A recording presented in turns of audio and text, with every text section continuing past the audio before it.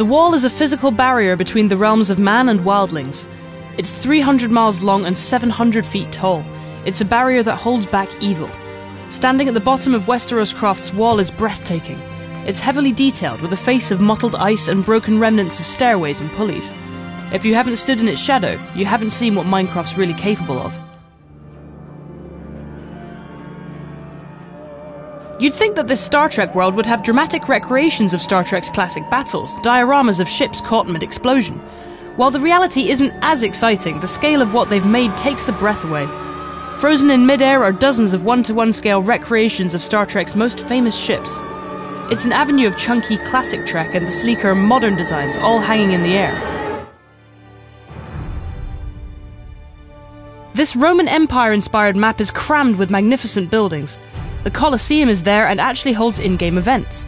The Basilica is a gorgeous building of domes filled with healing religious artifacts. But it's the palace that's most extraordinary. From the high chandeliered ceilings to the ballroom, the themed side rooms and the main throne room, it's an astonishing space to wander around. King's Cross, Hogsmeade, Diagon Alley, all of them are here in this Harry Potter role-playing server. But it's Hogwarts that players visit for. It's not just the castle that's been lovingly recreated, with the Great Hall and all of the separate houses, but the atmosphere too.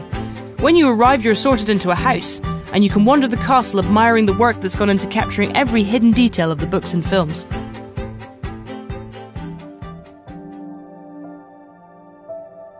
If everything until now was a celebration of creativity, then 2B2T is a celebration of destruction and indifference. It's the only Anarchy server that lives up to its name, rife with griefing, hacked clients and swastika-shaped buildings. Spawn is currently surrounded by lava walls, flooding down into a broken hole that's cracked all the way to the bedrock. There is destruction as far as the eye can see. The people that populate this server are like a glacial glitch that eats at the land. They turn every build into a ruin, and every ruin into an unrecognisable and abstract collection of blocks.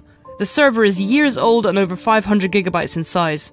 If you have a thick skin, you should see it at least once. Just don't expect to survive.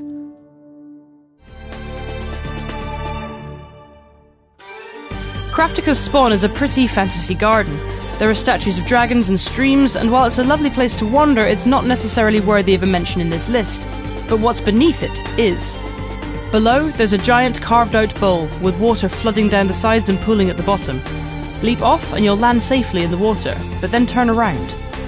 Above you will be the most astonishing in-game statue you will ever see.